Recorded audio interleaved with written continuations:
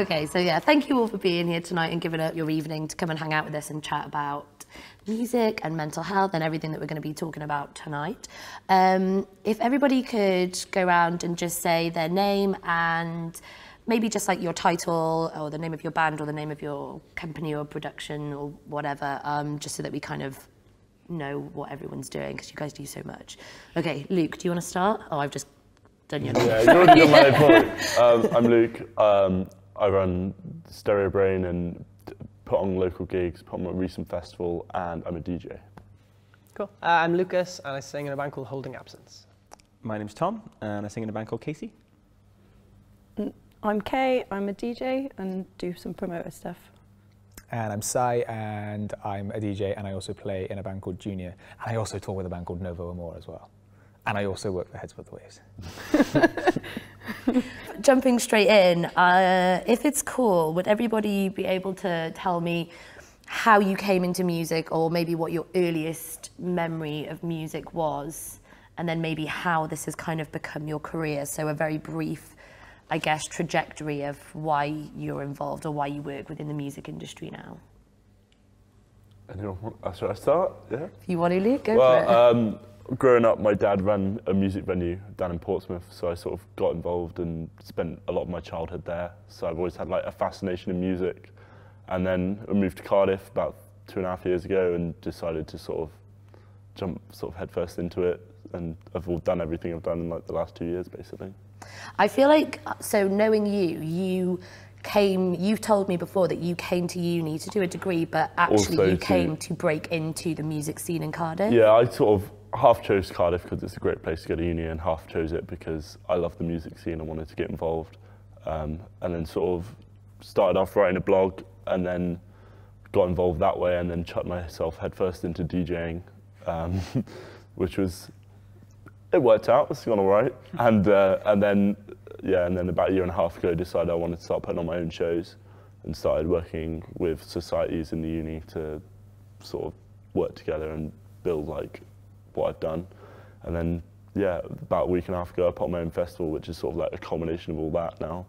And yeah, I don't really know what I'm doing next. No, I think you should be really proud though, because you came with such a hunger and a determination, and I've watched you grow the last like 3 years from coming here with that drive, and how you've built yourself up and you've reinvigorated that connection between alternative music and Cardiff University in particular. You've done really well, so bravo, mate. Sorry, that got a bit fluffy, didn't it? I want a bit. No. Just Luke, he's a baby. We're all getting very emotional already. It's good. Cool, thank you. Okay, does anybody want to go next?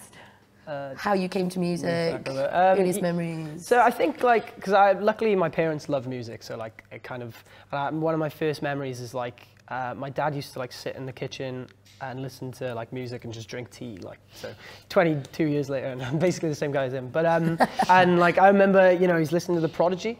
So The Prodigy was like one of the first like music kind of things I ever heard, and I just like vividly remember it at like the age of 3 or something.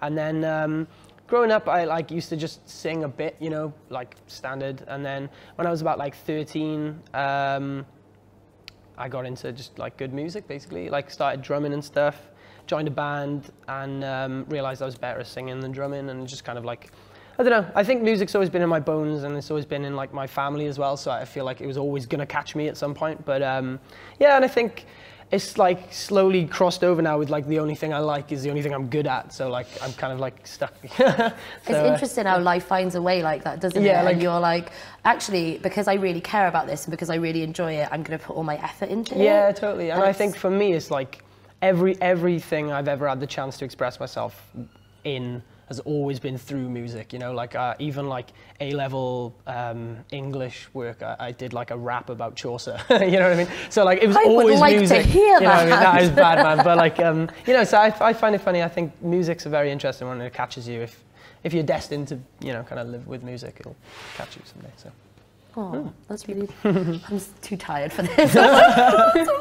I think as well, man. Like knowing you, like I do, I think you're one of those people who's very much like you properly think and live and breathe music. Do you know what I mean? Like when it's kind of like I wrote some lyrics. It's not just I wrote some lyrics. It's like and here is everything around them, and here's the cadence Why that and where. follows, Yeah, and like totally, the dude. And I think, solo stuff. because I think for me anyway, one of the best things about music is the fact that like it is as much about your heart as your head. Like I analyze music as much as I feel music. You know, I naturally write music as much as I like strategically write music. You know what I mean? So yeah. Anyway, that's about me. You were making a beautiful point. That was good. Oh, I think we are going to just have like a big circle jerk, aren't we, of like saying really nice things about each other. Great, man. But I think you make a really interesting point, because I feel the reason we selected the people here was because they are people whose lives do revolve around music. It's not just your job. You're all like music fans as well, and super passionate about the bands that you love and the songs that you love. So I feel like this is going to follow a really lame, like, it's going to start with Luke and end with Sai. Like, yeah. Just for this one, maybe. So I'm the same as Lucas in a way that like my family aren't particularly musically talented. No one in my family played an instrument or anything, but my parents really love music. He's like one of those family members that isn't actually a blood relative. I call him my uncle, but he's the drummer for a fairly famous Welsh band. Go on. The Manic Street Preachers. Oh, sick, dude. Oh my God. Oh, sorry. Cool. My dad would love that. So like a lot of my earliest memories are like their shows, so like them and like Super Furry Animals and Catatonia and Stereophonics, and like so I used to go to like a lot of their shows and stuff when I was young, like as they're coming out, because obviously they're all from Blackwood, which is like 5 minutes from me, and yeah, so those are like my earliest memories of music. But again, I kind of fell into it because I'm from such an isolated community in the valleys that you either went into sport or you went into music. And I've got brittle bones disease, so I couldn't play sport. So it's kind of just process of elimination. I had to be into music, otherwise I'd be into nothing. Gosh, that's so dark. Imagine. My kind of formative years with music, I kind of came into alternative music by a new kid that came to my high school and introduced me to The Used. They were like the first alternative band that I ever really got into. Oh my God. Did you react? Yeah. Oh, did Sasha react? I can't see what they're doing. He was in a strong. Oh, it was brilliant. And I mean, initially I hated it. Like he showed me the self-titled album, and I was like, "This is nonsense. Like, what's he shouting about for?" And then, kind of just as time went on, the first show I ever went to outside of like the kind of my uncle's shows was a Film for a Friend, The Blackout, and Honda McLean. Liner. Which now, looking back at it, I'm like, oh my God, that's amazing. I wish I could pay to watch that again. That's but like, so cool. at the time, I didn't. The thing that I took away from that show was that Sean Smith did a backflip, and I was like, oh, that's the most impressive thing I've ever seen. And look at his fringe. Yeah. But that was kind of my entry into alternative music, and I kind of started bands, and again, just through, like, I picked up instruments, I played guitar in a bit, and sort of realized that I wasn't very good at it, so I was like, I'm just going to shout instead. So we did, like, me and Liam from Casey and just a bunch of our friends went to the same youth club, and they were super supportive of what we did, especially for being such a small community. Like, they built us a practice room, and like, yeah, wow. It was mad, and it was like 30 pence each to use it. And like now, again, looking back at that, I took it for granted.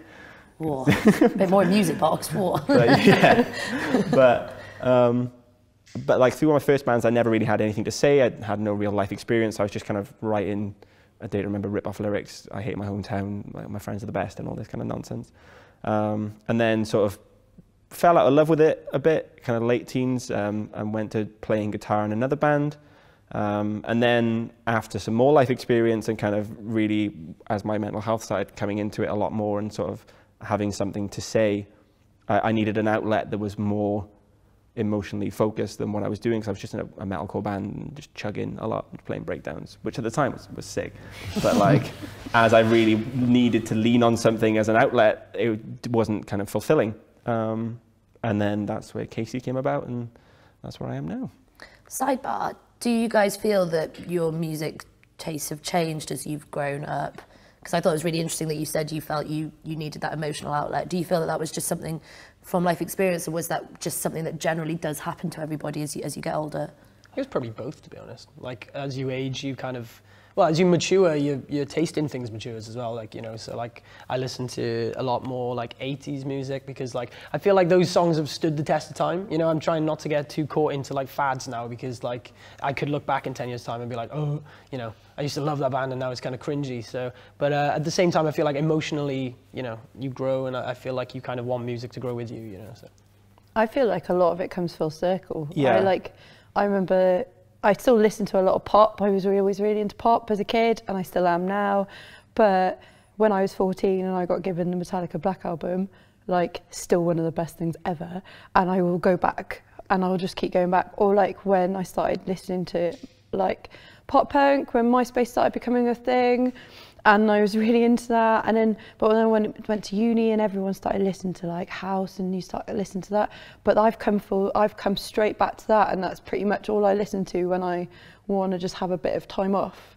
Because I work with music so much, I listen to whatever I'm not working with a lot at the moment. So at the moment for me, it's pop punk and 90s pop. But so I can't listen to indie at the moment because I work so much with indie stuff. But then when I've been doing like house nights, I move to a lot of like indie, and it always comes back. Maroon 5's first album. Oh, mate, that album was like the Songs first. About Jane, best album. Such a good album. I used to listen to that at the same time I had that. I had the Kings of Leon second album, and also the Red Hot Chili Peppers Greatest Hits album. Was all three of them I classed as the same thing. So, but that's how like diverse like my taste was. Not like trying to be cool. That was just what I enjoyed, and I didn't care. I'd fight anyone if they told me it wasn't cool. I didn't care. Did anyone else want any? Sorry, I don't know why I like went off on that side, but did anyone else want to say anything about that before we go back to how you got into? It's kind of the same, like where I said that the first time I heard The Used, I hated it, and then I kind of came back to it. And there are so many bands like that. And at the same time, as kind of I've got older, my music taste is really diversified. Some of my earliest memories, my sister, because she's like 10 years older than me. So like when she started driving and stuff, I was like 7. And I just remember being in her cars, and she would listen to like Ja Rule and 50 Cent and G-Unit and like all that kind of like, like Blue Cantrell and Destiny's Child's second album. Yeah, like, and all that kind of stuff. And at the time I was like, this is rubbish, turn it off. And now I will happily listen. Like if I go to a club night and any of those songs come on, I know all the words because of my sister, and I love it. But at the time I was just like, this is rubbish. I'm a kid, put something else, Busted On or something. Sorry, that was just me being like... Put some real music on, A Present for Everyone was the first album I owned. Really? Yeah, I owned the same. one before, I think. That was the second one, right? No, I think it was the first. Present No, for second Everyone. one's Present for Everyone. Was that a weird like 2002. DVD thing? That's impressive. I was about to sort of be, I love Busted. I've seen them. Ticket for Everyone came out 2003, the live version. The live version. Yeah. First 2 CDs I ever bought, man. Bringing it back around, Kate, would you like to tell us about how you kept us? I don't like Busted, so I don't want to talk about it. Sorry. Busted for life. Oh my god. I've always been into music. None of my family ever did music, ever. My mum and dad didn't really listen to much. Like it was whatever's on the radio. The Beatles' Rubber Soul was the only album I ever remember associating with my parents as my dad. But I have always played music, so I played violin, flute and piano in school, and so did my sisters, and everyone was like, where did this come from? No one else is musical. And then I went to uni and I trained classically as a violinist, and then I went on to realise that it doesn't pay, or is it fun to be a classical violinist, unless you're like amazing. And so I went into events, and I worked in events, music events. I worked in studio building, staging and lighting for the shows, and then became production manager. And then I went to a couple of clubs, and I worked for a club chain in Cardiff. And then I worked for Ministry Sound as a promoter. And then I lost my job and I didn't know what to do. And I started DJing because I used to do it for fun. And then that was 5 years ago, and it's been my full-time job ever since. But the one thing I've taken from that is that it's amazing what happens to you when you are put under pressure. And if I say to anyone, like, if anyone asks me, how did you get into something? I literally just fell into it because I had no other choice. So sometimes if people think, oh, I'm not sure I wanted to be a promoter, but like I've got this part-time job, quit your job, just do it. Best thing to do is ever just go jump in, because you never know what's going to happen. And it's the best thing that ever happened to me. So yeah. Oh, that's bad. So what about you, dude? I was like, so I'm from like a really like Christian family.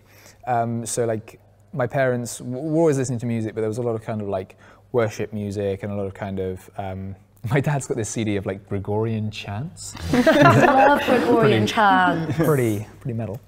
And Yeah, so I was very much around that and kind of like a lot of kind of jazz and like Harry Connick Jr., if anyone's listened to him. Absolute stormer. So around a lot of that kind of music. Like my mum and dad both play like guitar and like obviously going to church regularly as well. Like singing and music was a big kind of part of that. And funnily enough, like since growing up, one of the things I've realized is that actually in order to have like a worship song that an entire congregation of people can pick up really quickly and sing, you've got to write a banging chorus. Yeah. Do you know what I mean? You've got to know how to write a song. Like, it's some of the best music out there is like that. And you know, you start to analyze it as well, and like actually all music kind of stems from religion a long time ago anyway. But yeah, so I think I started playing drums when I was like 11 years old. So it's been a very long time. And then, yeah, I think I was using, I was just playing drums just as like a practice thing, and I was like learning like piano and stuff as well. And then it was around like my teenage years was when I was like really struggling with my mental health and with self-harm as well. That's when playing drums kind of ended up becoming my like coping mechanism, and I think it became a lot more like important to me in that sense.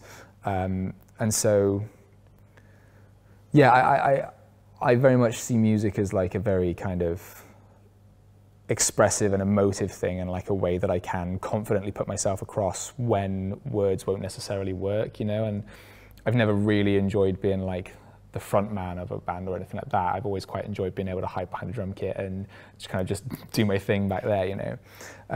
Then I've always kind of played in bands since I was like 14, 15 maybe. I've been like playing in bands, and it was through music was actually how I ended up making friends in school as well, because I was a bit of a loner and a bit of a weirdo. And been playing in bands, and then I came to Cardiff for uni. Funnily enough as well, I came to Cardiff and I was particularly drawn to Wales because of the music scene, and it was bands like Funeral and like Blackout and Bullet, and bands like this that were really, it just seemed like Wales had it going on for like the music scene, do you know what I mean? So I was very much drawn here for that, and then was, yeah, still playing in bands. And then, yeah, funnily enough, through uni and meeting people is how I've ended up in a lot of my social circles now, is through music. And then with DJing as well, like I got a message off a guy I went to uni with who was then working for a silent disco company, and he was like, do you know how to DJ? And I was like, yeah. I'd done it like once, and I was like, yeah, sure. And he was like, cool, we need someone to DJ at Download Festival. And I was like, cool. So like my second ever DJ gig was like, or third ever DJ gig was at Download Festival. And I was like, this is weird. And I've just kind of been blagging it ever since, to be honest. And I am waiting for someone to be like, you don't actually know what you're doing, do you? And I'm going to be like, rumbled. But yeah, so I think that's a really cool thing as well. Like that's a nice way to kind of share music, and I like sharing. I like sharing music and using music to say things that I can't normally say necessarily. So that's where I really love like, the idea of like a mixtape or like a mix CD now, or Spotify playlists if we're going to be 2018 about it, is to actually like, to be like, look, this song sums up how I'm feeling, or this song is what I think about you, or this song is how I feel about this situation, or this song is just a beautiful message. And I think that's a really powerful way to be able to share that. And DJing, okay, it's not necessarily like this song is going to change your life, but it's at the same time, it's kind of like, it's an ability, and through performing live as well, it's an ability to actually evoke a mass emotion amongst a lot of people at the same time, which is such a powerful thing, I think. It's euphoric, man. Like, I've been DJing for a year now, but when everyone's singing along to stuff and dancing, it's properly, like, I know what it must be like to be in a band now and stuff, because everyone's just going bonkers and you're like, I'm so cool right now. And everyone's like, yeah, and it is proper good. Sorry, I had to break the tension because my eye was twitching again, and like I was just looking at you really intently for 5 minutes, so I needed to say something and talk, sorry. Pay attention to me. No, I think it is really cool. Yeah, it's really interesting. That's really interesting to hear about how you guys have all like come up. Obviously, I know Sai's story because we talk about it every day and stuff with work, but it's really interesting to hear how you guys have kind of come to your paths as well.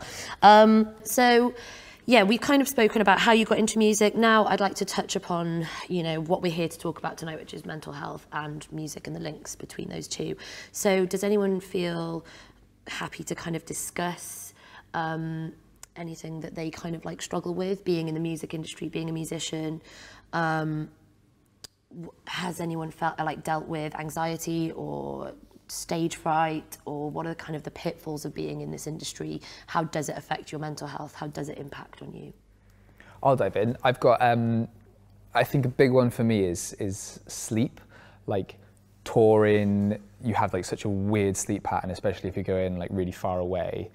It just messes with your sleeping pattern, and like sleeping and getting good rest is really important, as un-rock and roll as that sounds. It's like super important just for your physical and your mental health to actually be able to sleep well, and especially when you're sleeping in like, you don't know where you're going to be sleeping some nights, and you end up in like weird like situations where you're like on someone's living room floor and there's like 10 of you in this tiny little flat or something. I think that does play a really big role on your mental and your physical health, to be honest.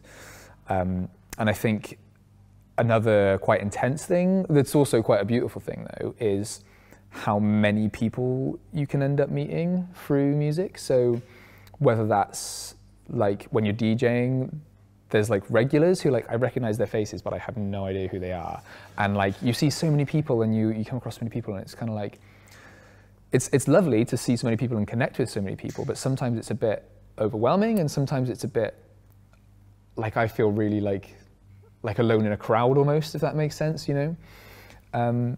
I get that. I get the two sides of that, where I sometimes can be physically sick because I'm so nervous about meeting new people that I will have to just run away and go be sick. I remember one job just having to just go, and they were wondering what was wrong with me. I just said I had something too bad to eat that day, and I was just so nervous just meeting new people. But on the flip side, with DJing, I can spend a whole weekend on my own. I can be in a room of 500, 600 people every night and still be on my own for like 4 days. And that messes with your head so badly, because even though everyone thinks you're having a great time and you're around, you're still doing a job. And then you're on your own and you're working on your own, and then you go home alone and you're in a hotel alone and you travel alone. And that is when sometimes, and you're up when no one else is up, so you're constantly on your own, and that's something that gets to me quite often.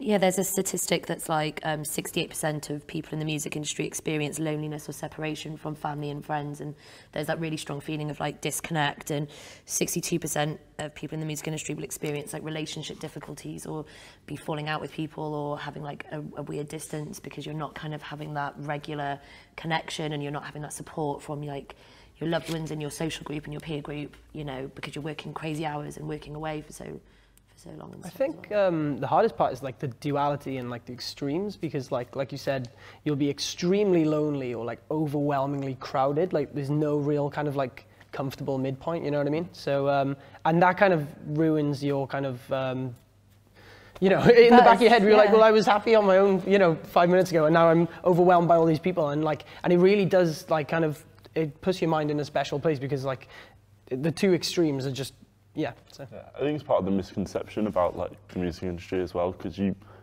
got people going on tour and you expect them to be having the best time. You've got all your fans or whatever, or like you're DJing and you're surrounded by all these people having a great time, smashed and whatever, and you've got to look like you're having a great time. You've got to enjoy yourself, and sometimes that's really easy. Sometimes you can just focus in the bubble, and people can be like, but at the end of the day, like Kay said, it is a job, and people don't really take that into account a lot of the time. Like a lot of the time, I'm like, people are like, oh, why are you upset you're going to DJ, and why aren't you feeling it? You always have fun. I'm like, yeah, I know, but I get really anxious and nervous before I do it, because I'm worried that what if no one turns up? What if I'm just playing to an empty room? And what if I play a song and everyone just buggers off? Yeah, do you know what, man? Yeah. I was going to say that's another big thing of it, isn't it? Is that actually there's that kind of pressure, like whether that's as a band, like is anyone going to turn up to our show, or if that's like I'm a DJ and I'm dropping a song and a room full of people hate it or whatever, and people are very much judging you off of what could be a really like raw expression of emotion, particularly in a band context, I suppose. When you're writing music as well, like you know, I'll sit there and I'll write something, and then if I let myself overthink, like I'll scrap it because like I'm scared that it's not good enough. You know what I mean? So do you guys all compare yourselves to other people then, Always. or other bands, or other DJs or promoters? Or? Yeah, and it's the best and worst thing to do because it reminds you of everything, but it like I said, it reminds you of everything. All these incredible bands, you know what I mean? It's like it kind of like I look at some people and I'm like, I want to be as good as that, but also it's like I'm not as good as that. Like you're as good as you can be. And that's like the painful thing is like I look at promoters and I look at the DJs and I'm like, I want to be doing those gigs. I want to be going to Download Festival or doing whatever, and I'm not doing that yet. And it's like, oh, I wish I was, and I'm not good enough yet.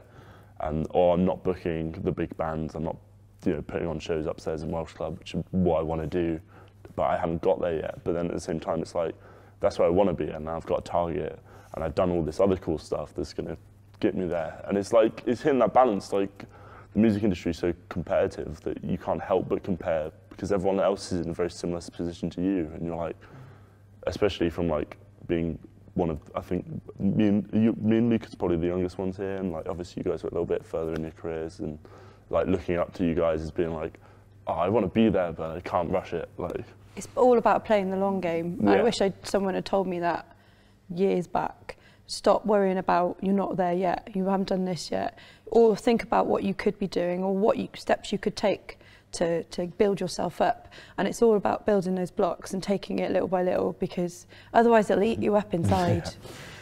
Tom, your stresses or things that you deal with are a little bit different than some of the things that the guys have mentioned already, right? Because you have a health condition. Yeah, so what I said was interesting about like using music as a way to connect with people, and kind of your ailments being a common thread. I think you're talking more about kind of between band members and rather than between like crowd and audience, performer and audience sort of thing. And the two sides of that I get, I've got an illness called ulcerative colitis, is an inflammatory bowel disease. One of two primary ones. You have that and you have Crohn's disease. And I got diagnosed with it at 15. It was before I was really a musician or anything. I'd never performed to any real standard. And it's only sort of the pressures of touring and the pressures of being in a band that are kind of up and coming and kind of experiencing, broadening your horizon sort of thing, that sort of played an interesting role in it, something that I hadn't experienced when I was diagnosed with it. But also when I was diagnosed, I knew no one else that had it, especially because my doctors were like, it's something that generally comes on later in life, kind of post 50, more prevalent in men than women. But since being a musician, I've met so many other artists that have it. So I have ulcerative colitis, Mark Holly from Black Foxes has Crohn's, Frankie from Amura has colitis, the singer from Glassjaw has Crohn's. Yeah. And it's something that's so common that like I would never have considered without being in the position to see it. And it's, like I said, it's just an interesting way that I connect with people without really intentionally doing it. Does that make it easier knowing that there are other musicians out there doing what you're doing? Yeah, I mean, and dealing with what you're dealing with? Mark did a really interesting documentary for the BBC on his illnesses and kind of how the pressures of touring, and it's sort of the same catalysts that work for mental illness are the same for me. So like the touring scenario where you were saying about you should be away and you should be having the best time of your life. But in reality, if you do have anything going on in the background that you don't perhaps feel comfortable discussing, or maybe you do, but it's kind of, just because you're able to talk about something doesn't necessarily mean that the support's there to kind of reciprocate that. And the catalyst of being in a claustrophobic environment with people on a daily basis, and although you're saying about the statistics of being alone and being alone in a crowded room, the reality of not being alone, like there are times when you do want to just kind of be like, actually, I need a break. And I need to kind of go away, because if I'm at home, like if I have a flare-up or if I have a particularly bad day with my mental health, I can have a duvet day. I can just sit in my bed and be like, actually, I'm going to take a day for myself. I'm not going to speak to anyone. And it is something that I struggle with a lot more kind of in my early 20s. It's something that I've learned to really justify in myself and be comfortable with, but kind of putting myself first and kind of putting my mental health before anything else. And then the next day, just saying to people, oh, sorry, I didn't get back to you, but I was just having a really shit day, or sorry I didn't pick up the phone, or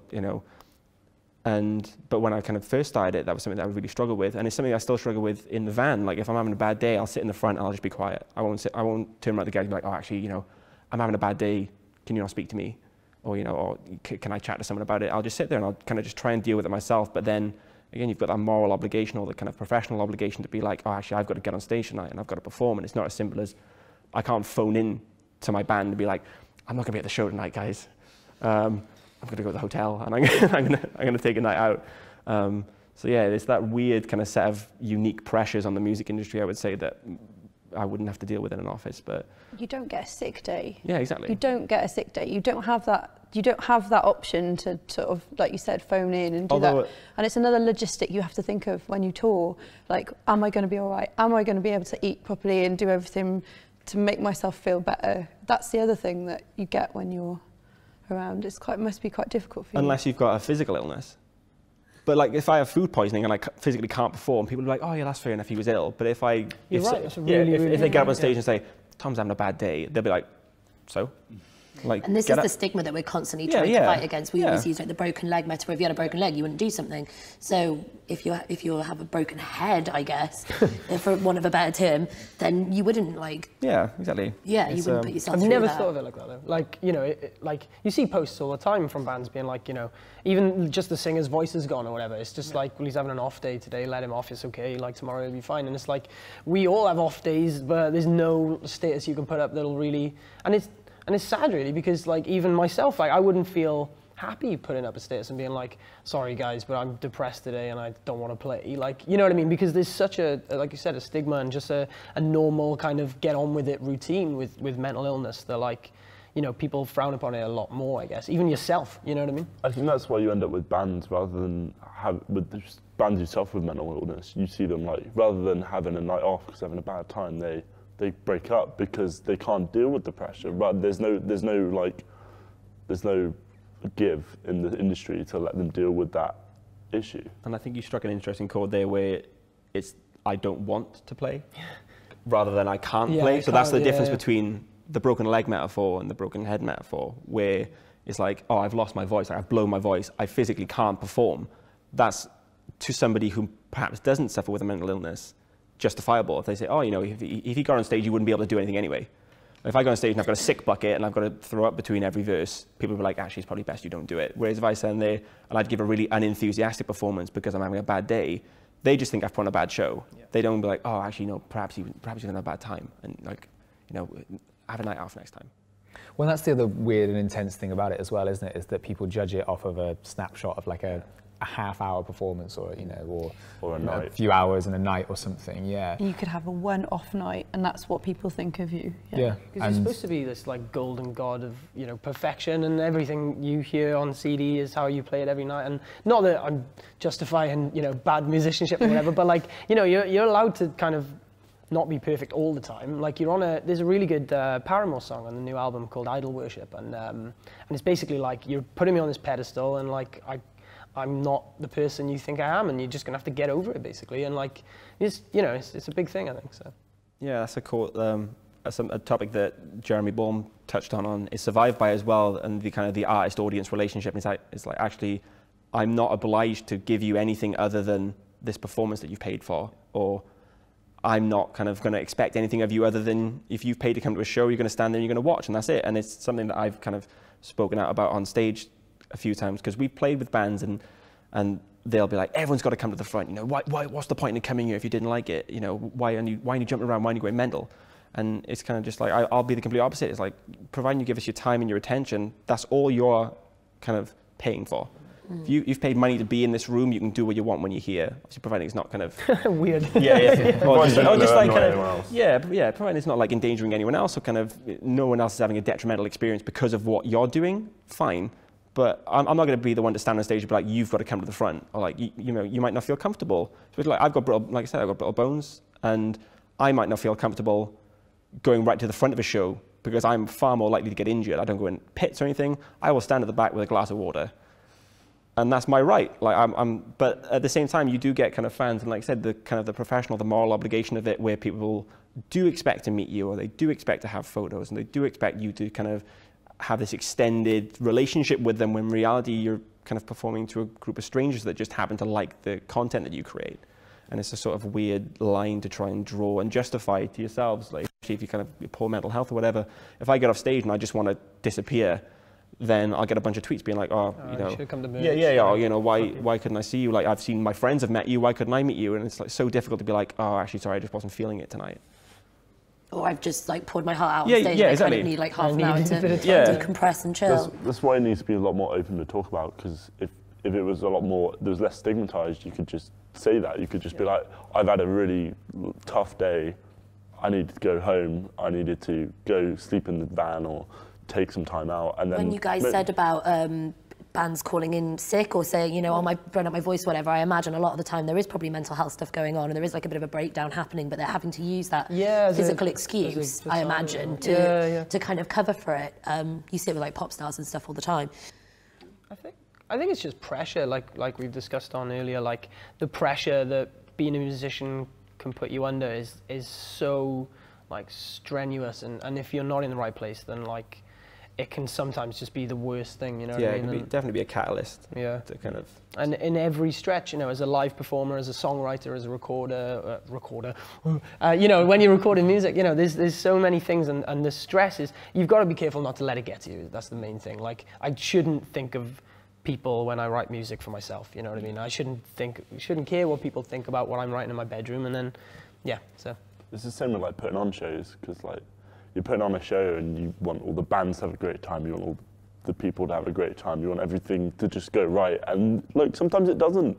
And like the pressure of like having to pay the band so they can get there and live and keep going, and then picking bands that you want to put on and make sure they bring people, and then making sure that all the punters had a good time and aren't going to slag you up, making sure the tickets price is right, making sure blah blah, make sure you don't lose money. Like, it's, the pressure is so intense. And then like I could, like, you know, I'm putting on a show on Thursday and I might just wake up and feel, oh, I feel absolute rubbish today, do not want to get out of the house, but at the end of the day I've got to go out and run this show, and like regardless what happened, and deal with that pressure. And that's just what the music industry is. It's like, because everything is so focused on like a certain time, if anything. It's like all the gigs you go to, you know, there's a 3-hour period that there's so much work going into. If you're going as a punter, you don't know the pressure that's on the venue, that's on the promoter, that's on the band, or you're going to a club and you don't know how much pressure it goes to DJ, and you going up to the DJ and saying, oh, I don't like this song, change it now. It's the worst thing you could do. It's the most horrible feeling as a DJ, and you're like, you just want to turn around and be like, you are not the only person in here. There's 150 people over there having a great time, and you're being a dick. Like, it's just like, but you can't, and that's the horrible thing, is like, you do something like that, and you can't turn around as a band or as a DJ or as a promoter and say something like, just fuck off. Like, you can't do it, because it's just so like, you're not allowed to have a bad day. Do you think this is just like limited to the alternative scene? No. Like, how you DJ indie and pop and work in like a lot of different crowds? All the time. The only one place I've ever felt like no one talks about it is in like house music or dance music. We did a festival one time, and I've never been so nervous for a job in my whole entire life. And I was getting paid the least I probably get paid in forever, so I shouldn't have really cared. It's not really my scene. I did it because it would be fun, and I did not have fun. I cried before we went on. I cried as soon as I got off. It was just so stressed out, and there was just a lot of these kind of, everyone likes to put on a bit of a show, and it's all for the Instagram and stuff. So everyone else around us was like, what's wrong with that little girl? And just gave nothing to me back, nothing. There was no like, hey man, you okay? Like, do you wanna like just go and sit in a dressing room? Like, the other DJs just stood there in the dressing room while I was crying, and just we got a beer and was like laughing about it. And he was like, oh, what's up with you? And I was just like, I just need a minute. We're all sharing here. We're all at a festival. Let's just, you know, take 2 minutes. Just let me have 2 minutes in a quiet space out of the way from people and press and things that were happening at that time. And they don't talk about it, they don't react to it the same way as, whereas if you're in a band or you're playing in sort of more independent venues or something, like everyone's a little bit more chill, but there's such a big bravado with like house music and dance music at the moment. Everyone has to be on that sort of level. They also drink a lot more, and it's all about looking like you're having a party. That's very much part of the scene there at the moment, whereas it's okay to not have a drink if you're in a band or you're doing sort of more indie stuff or pop punk stuff. There's a lot less, there's a lot less drink and drugs being pushed on you in sort of the alt scenes I've noticed from what I've been doing, but then in more dance stuff it's just constant, so everything's just a face, and I think that could really do with a bit of a shake-up, to be honest. Yeah, I'd definitely say from like stories of freshers and watching like people that I knew from university, like from first year, like going out 3-4 nights a week, taking Mandy, taking substance abuse. They clearly had these issues, but it's just not talked about. If anything, the alternative scene is probably one of the best places. There's no good place to have mental health, but it's one of the most supportive and most sort of accepting there is out there. And then you look at the other scenes, like you said, the dance and stuff, and you've got that bravado. But then again, there's some good stuff going on. You've got people like Stormzy who will openly talk about it and things like that in some of the other scenes, which you wouldn't necessarily expect it. But it's definitely a conversation that needs to have more across all of music. I mean, you look at like artists like Kanye West, who clearly struggles with tweets and stuff and puts random stuff out there. He's like, and you see a lot of artists not being able to deal with fame, and that's something that you really need to be talked about a lot more. So how do you guys look after yourselves? How do you kind of reduce the risks of the things that you've brought up that might kind of like make you struggle or kind of like cause you some uncomfortableness working in this industry? What would you kind of pass on to people, to younger generations, to bands and DJs and promoters that are working currently as ways to better look after their mental health that work for you? One of the things that for me is that, interestingly enough, like playing drums is actually one of the few things where I don't feel nervous before I do it. Like, I actually have full confidence in my ability to play drums, which I don't allow myself in a lot of other areas. It's funny because, like, actually, yeah, Holding Absence and Casey, I look at both of your drummers and I'm like, they're way better than I am. But I kind of go, that's cool.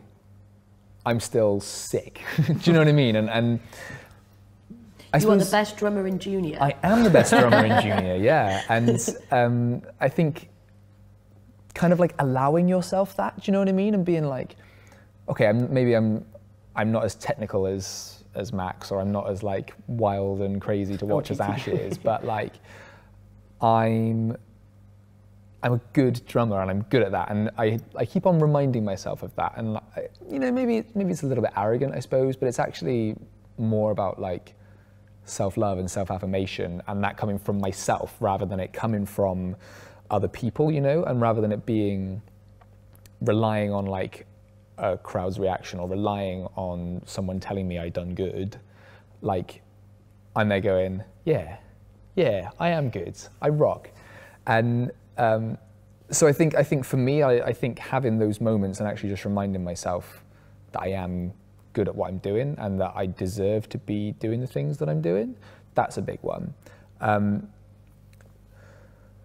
The other thing for me is actually trying to take time to actually take moments in. Like, I think a lot of us, you know, you could all say, and you know, it's a combination of not sleeping very well, and it's a combination of like such a whirlwind of emotions in such a weird, unique situation like touring is, where I try to actively be very mindful of things. So like when we're doing like gigs, I'll try to actively sit there and think, right, okay, there is wooden flooring, like brown wooden floor, and I can see all the details of the floor, and I'm sat on this leather sofa right now, and I'm looking up and there's a light above me, and do you know what I mean? And taking in those details. Yeah.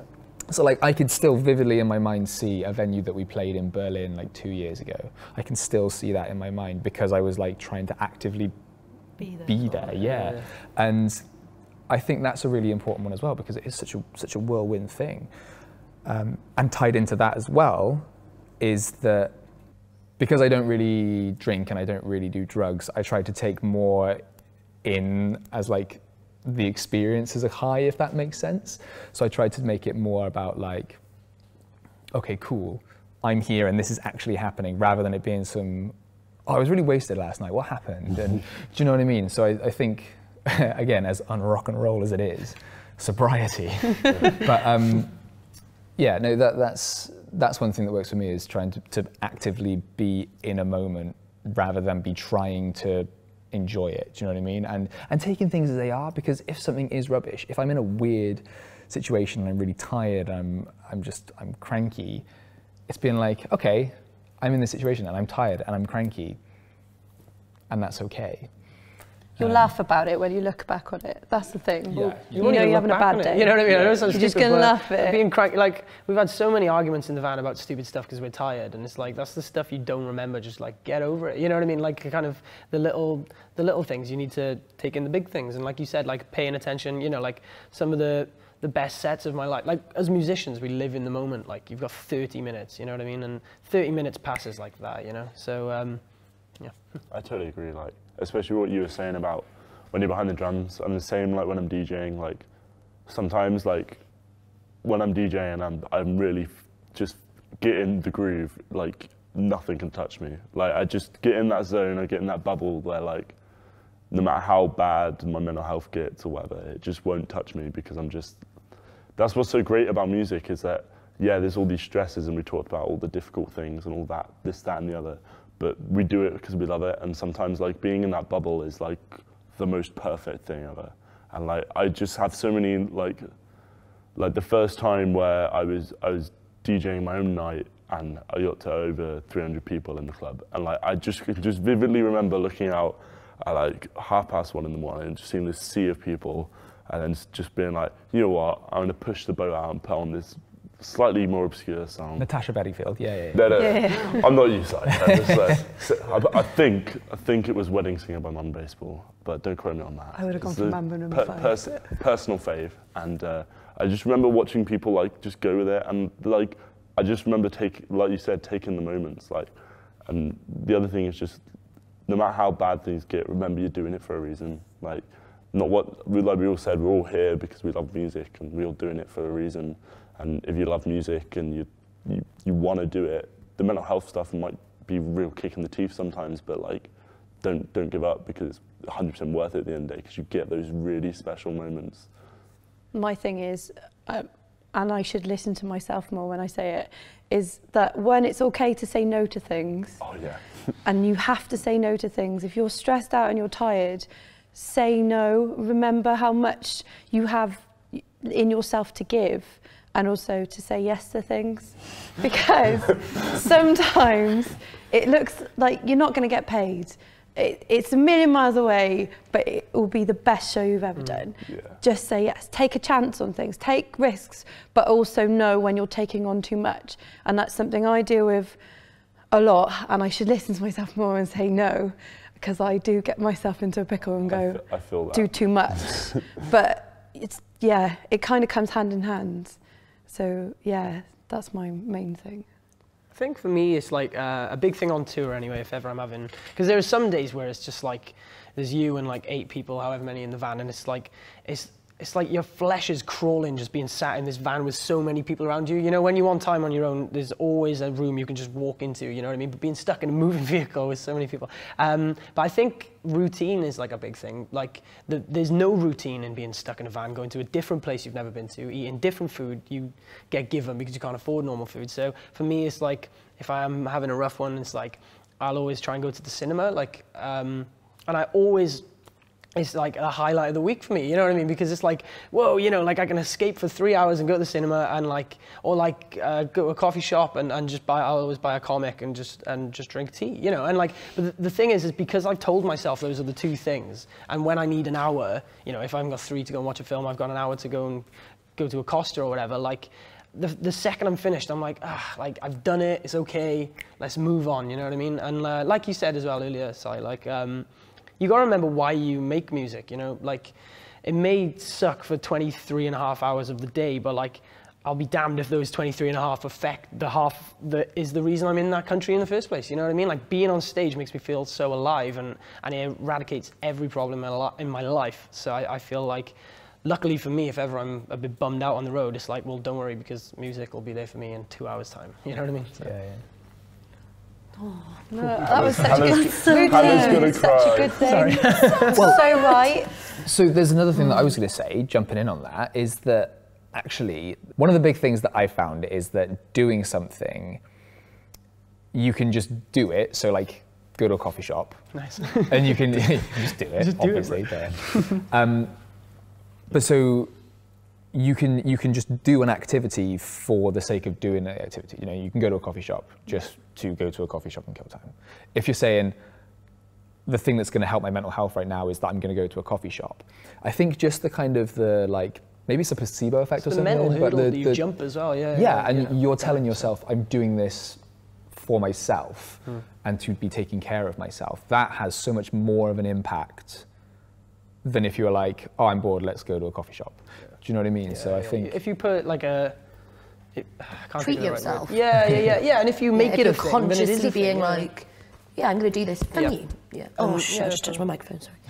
That's the thing though as well. Money always becomes a problem when you're in music, and I think you worry about money as well, and that causes stress.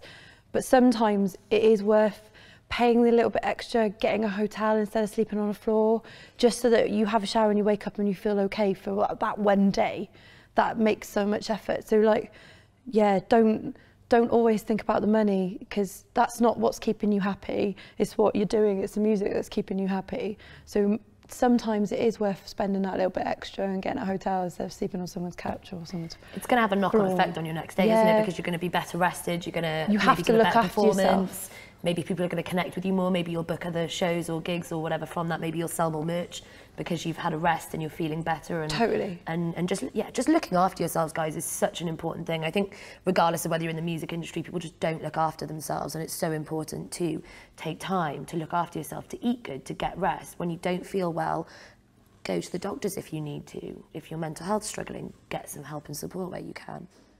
I think for me, like, there are two major things that I found as well. For those who haven't listened to Casey, it's a very emotionally invested band. I write very openly about my experiences. Everything's written about myself and kind of what I've been through. And more recently, I've branched back into the physical health side of things, whereas the first album was a lot more kind of mental health driven. And when Casey started, I made the conscious decision that I was going to be as open as possible. I knew that if it was going to retain its integrity and be as authentic as it could be, I couldn't invest myself 50% of the way or 75% of the way. I had to be completely invested in it. And like Luke said, the alternative scene does seem to be a lot more forgiving or a lot more supportive of that sort of openness, and the kind of the taboo of mental health is definitely receding, I would say. Because kind of as I was growing up, I would very, very rarely see bands kind of saying, actually, we're going to take a break from this tour. We're going to pull out this tour because we're not in a good place right now. Whereas kind of in more recent years, it's definitely something that's become more prevalent, and something that, like I said, when Modern Baseball went on their hiatus, no one gave like a load of backlash to it. It was just like, we all understand. Yeah, exactly. Actually, sure. yeah, actually, guys, that's fine. You know, Yeah. I don't want you to kill Take yourself. care, yeah, I want you to have 2 years out. That's Yeah. great. And then you can come back, maybe make some more music. If not, that's completely fine. You're an adult. You can live your own life.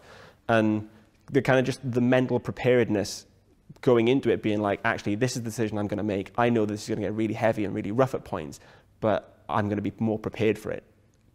And I think that's the difference in music with me rather than just in life, because obviously you can just wake up and have a bad day, and there's no way to prepare for that. Obviously, like you said, then that's where the things like the mental reset come in, where you're like, actually, I've got this activity that I know that I can go do, and kind of just take myself back to a level of kind of zero, right? And be like, actually, I'm going to go to a coffee shop, I'm going to go to the cinema, and that's going to put me back in a sort of consistent headspace.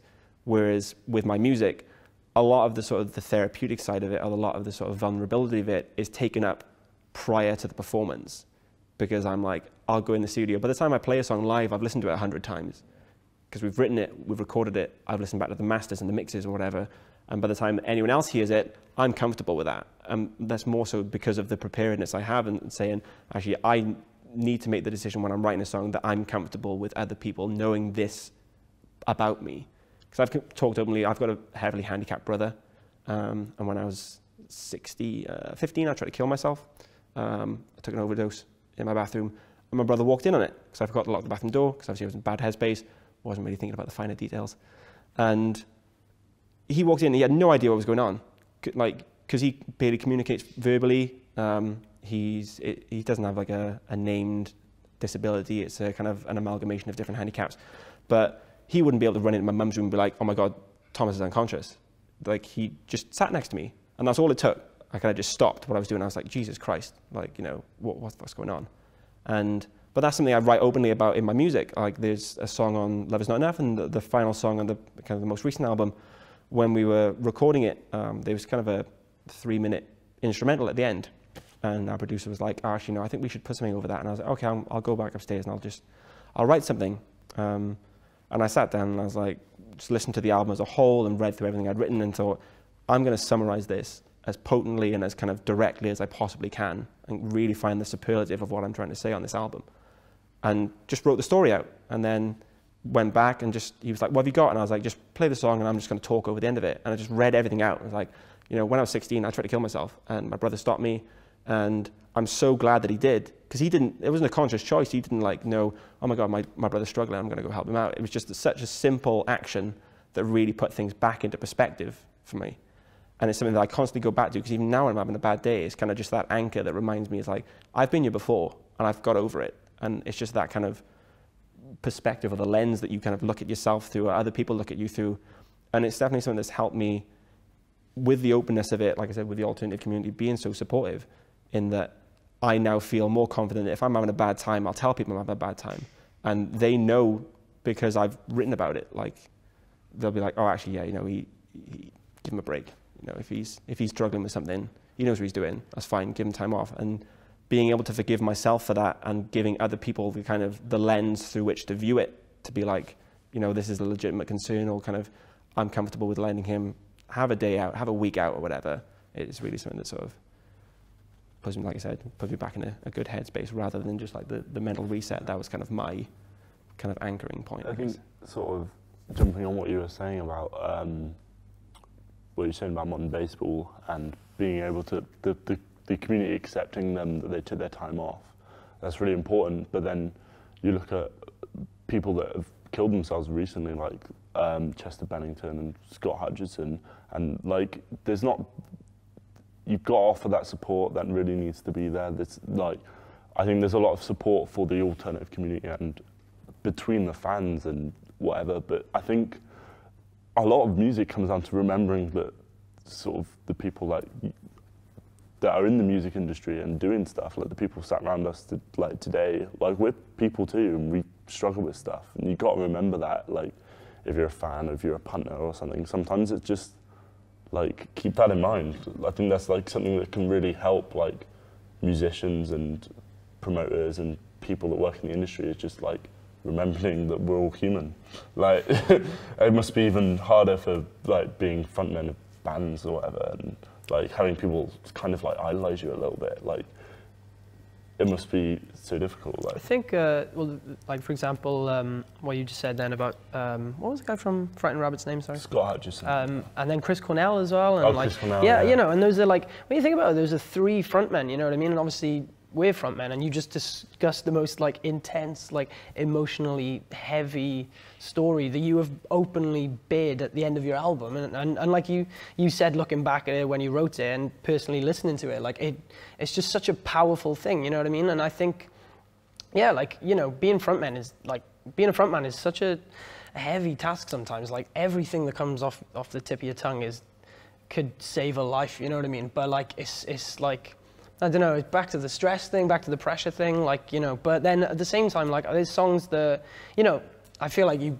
definitely get it a lot of the time, but like, you know, people would be like, this song saved my life, blah, blah, blah. And I feel like replying saying, well, it saved my life writing it, you know what I mean? Like, because there's, yeah, it's just like having the opportunity to speak is like such a powerful tool as a musician, you know? And I think that's what people need to remember, like, from like a personal point of view, I can, like, Frightened Rabbits music has saved my life on numerous occasions, like, and just like seeing that happen to someone that he clearly had the issues and worked through it, and then it's kind of like really heartbreaking when you think sad, dude. That song, what was that song?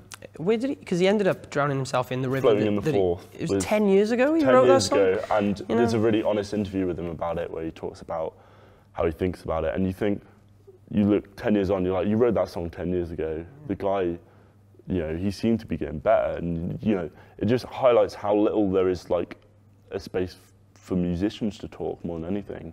And we were talking beforehand about 2 organisations that are for people that musicians need to talk, and like it is really important, and it's really important to make sure that everybody in the community is supported, and not just your fans, and not just being like you say, your fans coming up to you and being like, your song saved my life, and it's like, yeah, but you're not understanding that. I'm glad that that's happened, but also like it saved my life too, and like they need to look out for you as much as you need to look out for them, I think. But Just there's to no name drop obligation. those organisations, it's Help Musicians UK and... Music Minds Matter. Thanks, Tom.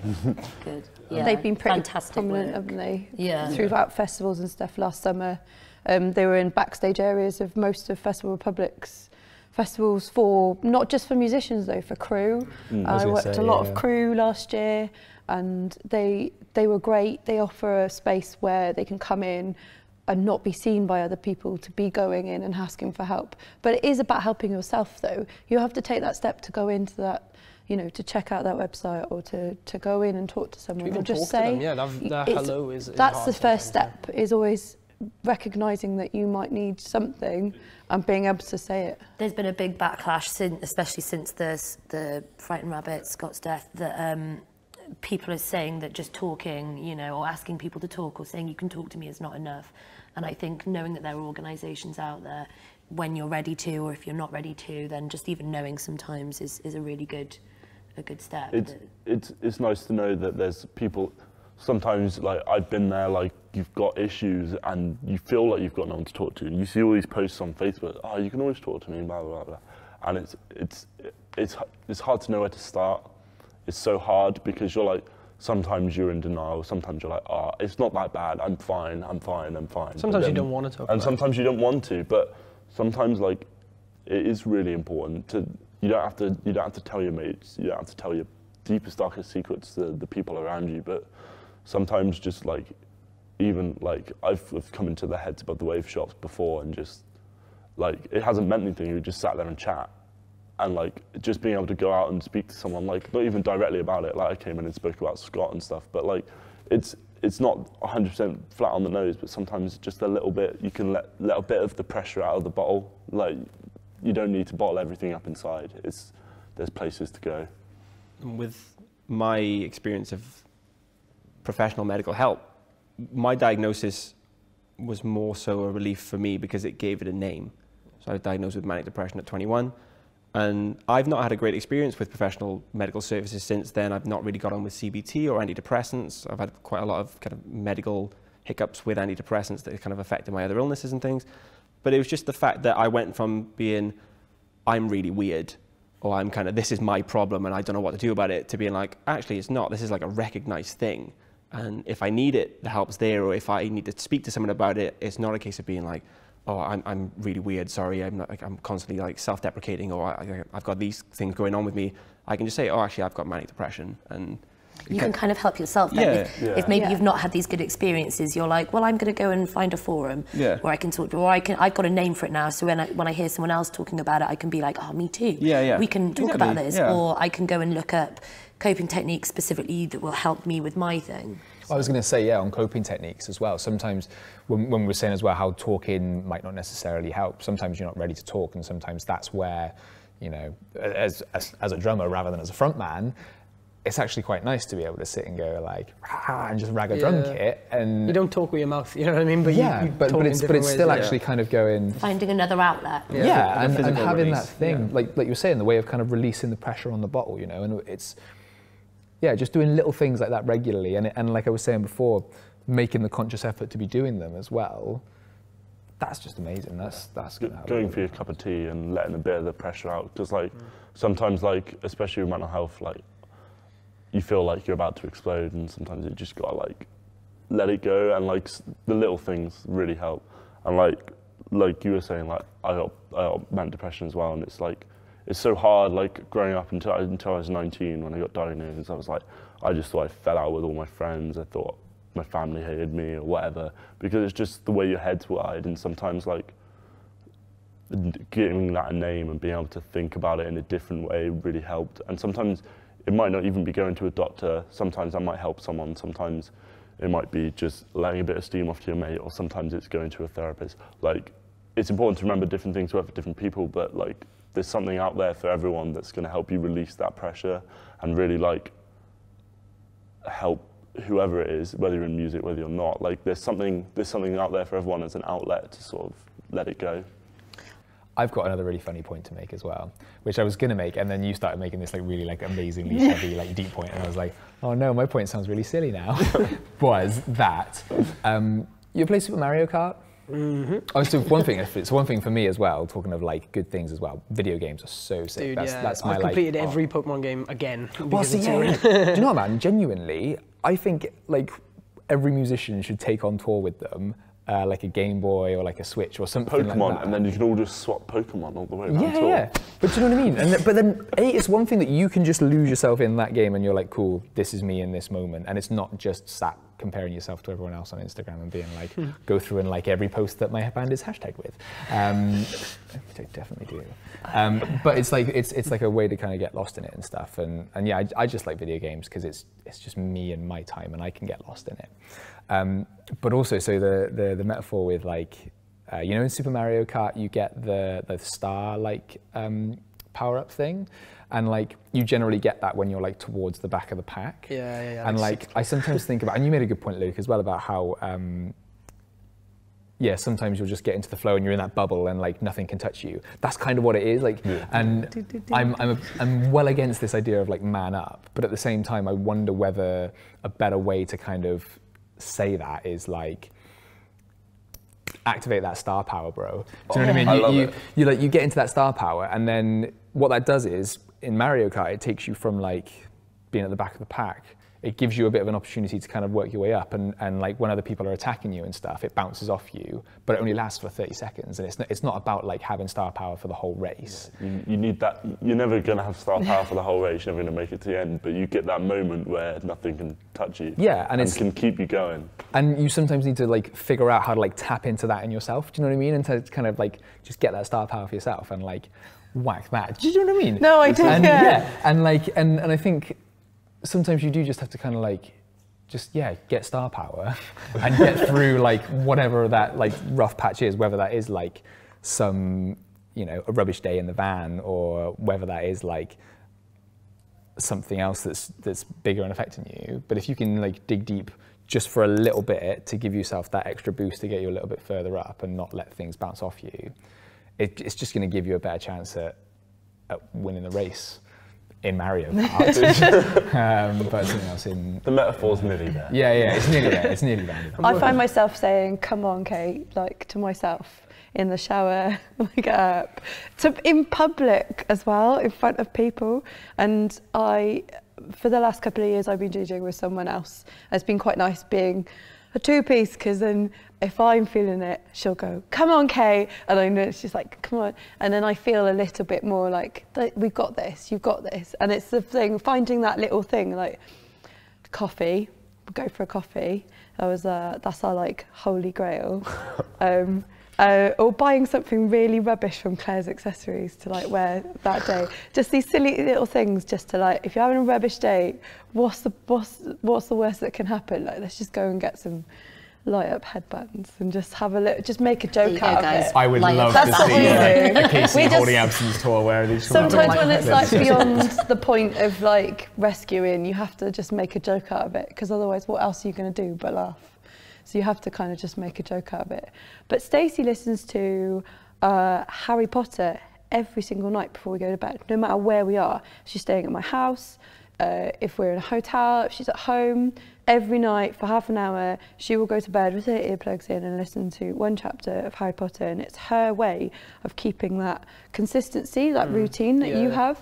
And I think that's really important. I've taken that into consideration myself, and I spend like half an hour listening to things. Like, I have a playlist now I listen to every night if I'm away, and it just keeps that it's the constant, having that Wind one down, constant. My current one for that is I'm currently listening to my entire iTunes library in alphabetical order, which as a DJ you'll know how ridiculous that is. And Christmas albums, what are you going to do when you hit Christmas? I can't wait. March! No, so we've been doing it, so me and my housemate do it. So we're obviously revising for exams at the moment. It's like keeping us going because we're like, all right, it took us like 3 weeks to get through A. And yeah, it's a long time. So we're on about BR now, and it's like, all right, we're smashing it, gonna get to C soon, so we get to like, I think the last B one is Bye Bye Bow Bow by Drenge. Can't wait, buzzing.